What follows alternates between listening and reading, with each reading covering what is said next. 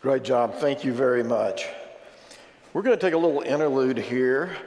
I'm not going to be able to preach this sermon until Duncan Webb comes down and sits with his family. He's standing back there. Whenever I come here on Christmas Eve, I look around at this remarkable sanctuary that we built so large. Duncan was the chair of the building committee, and he was obviously a little late tonight, dropped the family off, and this is the price you pay when you're late to church. They sit up front. But we thank you for all the work you do for the Commissioner's Court, for Collin County, and the work you've done in the life of this church for so many years. Well, this is my 35th time to celebrate Christmas Eve with you. Today we are having 13 services. I preached in Princeton this morning, and it's pretty amazing. I don't preach them all anymore like I used to. I used to preach 6:30, 8, 9 o'clock, 11 o'clock. These days I just preach the 6:30 service, which is a really good thing. In the old days when you'd preach all of them, it's kind of like doing stand-up in Las Vegas. Every crowd gets a little bit rougher, you know. I'm not joking. Until you get to the 11 o'clock service, and the 11 o'clock come in, you can divide them in thirds. 1/3 of them are already almost asleep. You know, they're out like that. 1/3 of them, how would I put this politely? 1/3 of them have made one too many trips to the punch bowl. That's an exaggeration. Maybe just 1/4 of them, I don't know. And then the other third is trying to keep the first two crowds awake and corralled. So it's always fun to preach Christmas Eve, whichever service, but this has really become a favorite of mine. And we're going to look tonight at this traditional text that we look at every year, Luke 2. This is an amazing story written with such beauty and poetry by Luke. In those days, a decree went out from the Emperor Augustus that all the world should be registered. This was the first registration and was taken while Quirinius was governor of Syria. All went to their own towns to be registered. Joseph also went from the town of Nazareth in Galilee to Judea, to the city of David called Bethlehem, because he was descended from the house and family of David. He went to be registered with Mary, to whom he was engaged and who was expecting a child. And while they were there, the time came for her to deliver her child. And she gave birth to her firstborn son, and wrapped him in bands of cloth, and laid him in a manger, because there was no place for them in the inn. In that region there were shepherds living in the field, keeping watch over their flock by night. And an angel of the Lord stood before them, and the glory of the Lord shone around them, and they were terrified. But the angel said to them, "Do not be afraid." I want you to be sure and pick up on this verse. It's a theme. We'll talk about it in a moment. You find it throughout the New Testament, both at Christmas and at Easter, before the tomb, after the tomb. Do not be afraid, for see, I am bringing you good news of great joy for all the people. For to you is born this day in the city of David a Savior, who is the Messiah, the Lord. And this will be a sign for you. You will find a child wrapped in bands of cloth and lying in a manger. And suddenly there was with the angel a multitude of the heavenly host, praising God and saying, "Glory to God in the highest heaven, and on earth peace among those whom he favors."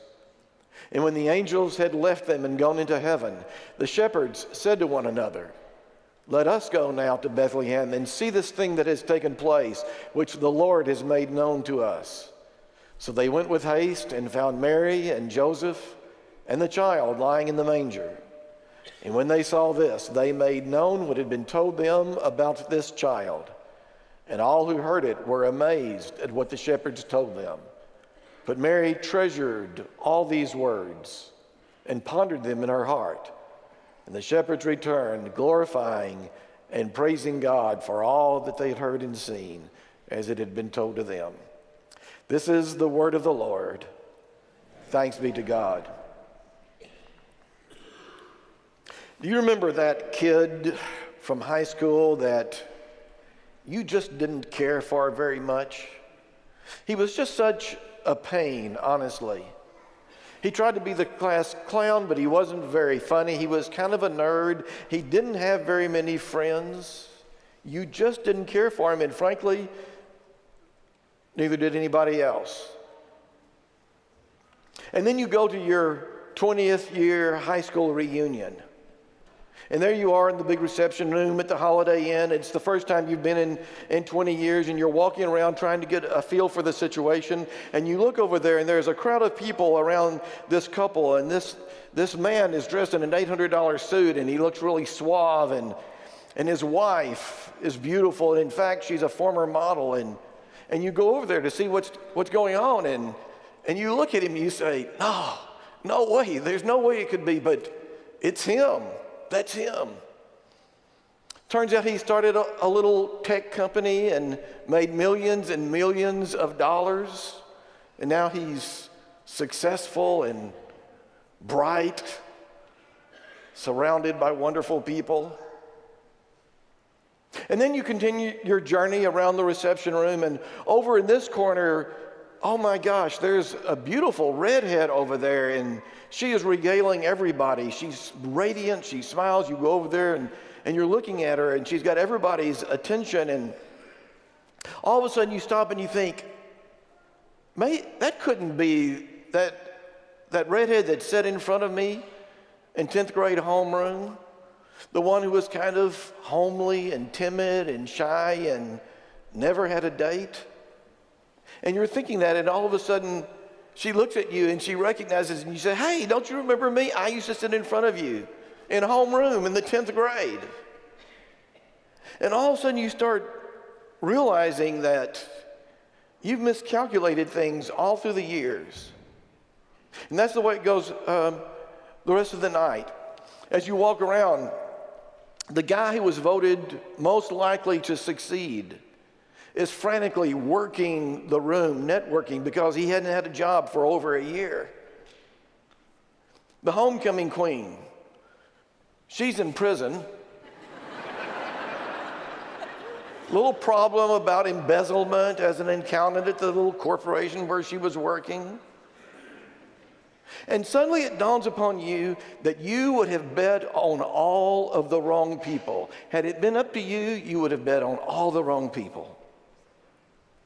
And I think about that on this night, this Christmas Eve. You know, the manger scene is complete now. The baby is there. And when you look at the characters in the manger scene, when you look at the characters who were present at that first Christmas, you have to conclude that most of us would have never placed a single bet on any single one of them.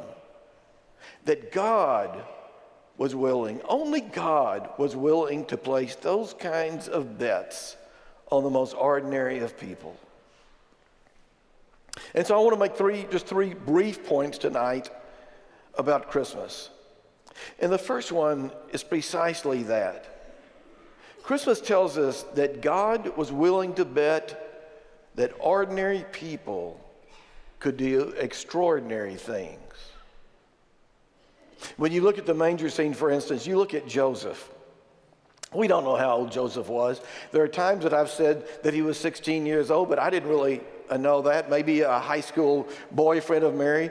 A lot of scholars think that Joseph was an older man. It doesn't make any difference. Joseph was not a person who came with a lot of credentials. You understand what I'm saying here? Joseph was a carpenter, and probably a darn good carpenter. But we see Joseph there at the scene, and he's leaning over, and all of a sudden you realize that this ordinary human man who works with his hands, who really doesn't come with a lot of credentials, that this is the man that God has chosen to be the father of the baby that will grow up to be the Son of God. What an extraordinary story that is.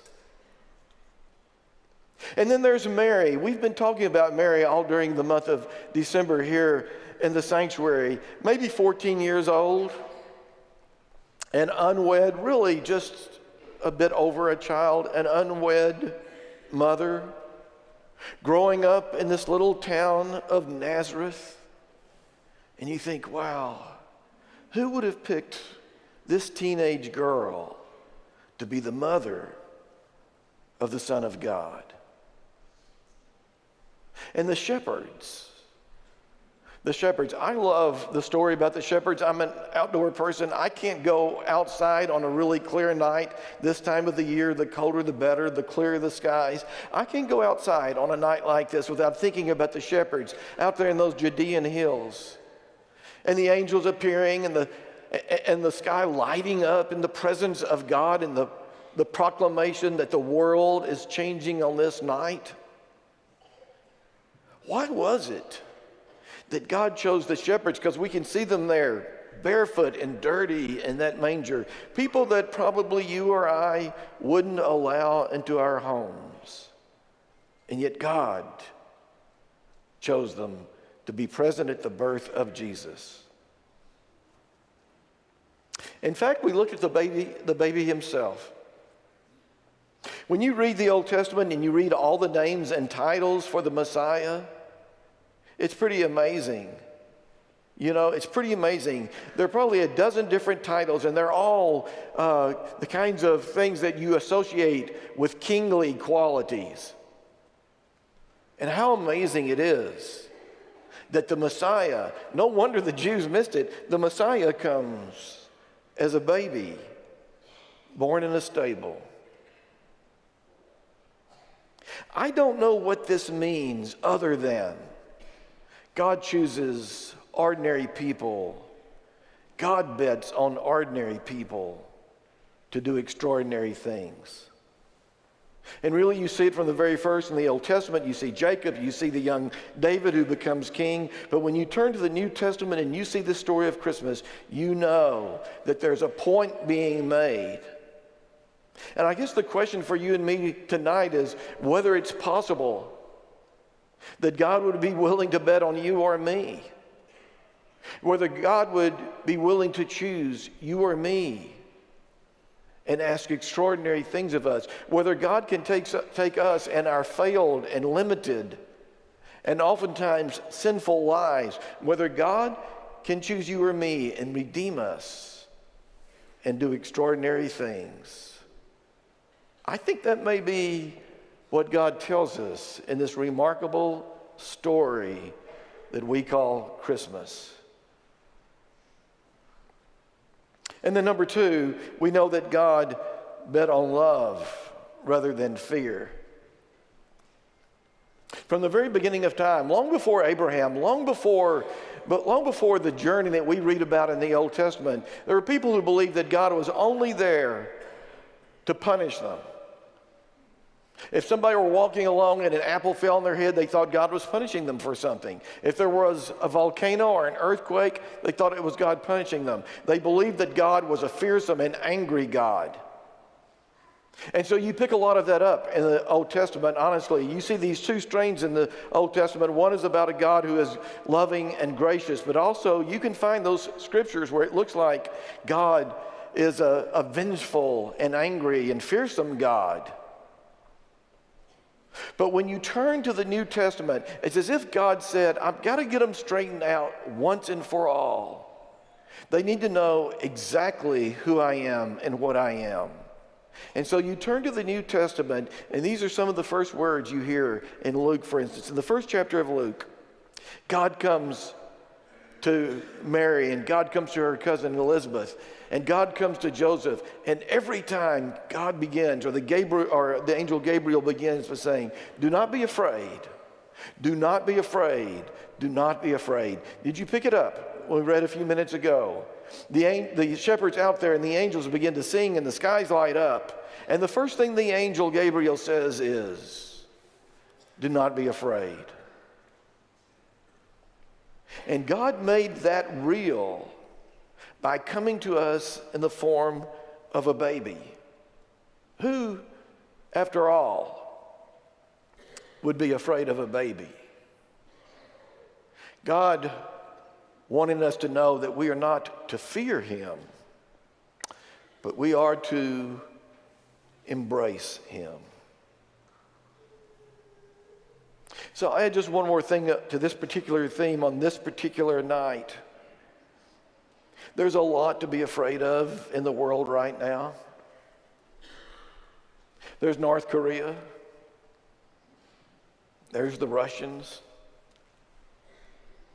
There's the Republicans and the Democrats. You may be afraid of both of them. I think I am. I mean, some of you are just praying, let's just, if we can just get through tomorrow without talking about politics, right? There's a lot to be afraid of tonight. But you and I are followers of Jesus. We're followers of the baby Jesus. And we get to hear the words, do not be afraid. We get to celebrate the remarkable good news. Do not be afraid, because I have come to be Emmanuel. That's what Matthew calls this baby. I've come to be Emmanuel, which means God with you now and always. In the remarkable calculus of God, God always bets on love rather than fear. Maybe in this coming year, we can practice replacing our fear with love and the knowledge that God is with us. That God is with us. And then finally, God bet on the future rather than the past. We talked about this a couple of weeks ago, I think, here in the sanctuary, how so often we as human beings believe that the past becomes destiny. You've heard this saying before, that the best predictor of future performance is past performance. And there's some truth to that, isn't there? I mean, there is some truth to that. If you look at the way a person has been, that's probably the way a person will be in the future. But not when it comes to the gospel, not when it comes to Jesus. Past performance is not a predictor of future performance when Jesus gets involved in a person's life. Several years ago, I saw this bumper sticker. This is what it said: "It's never too late to have a happy childhood." I love that. It's never too late to have a happy childhood, especially this time of the year, because it's about children a lot, isn't it? And a lot of us think about our childhood. We think about Christmases past, about growing up. But I did a little research on that bumper sticker. It's never too late to have a happy childhood. Some of you know this already. It's the slogan for an organization that works with the adult survivors of childhood abuse. And you say, I happen to know this. There's maybe 11 or 12, 1,300 people here tonight. Statistically, a lot of you are survivors of childhood abuse.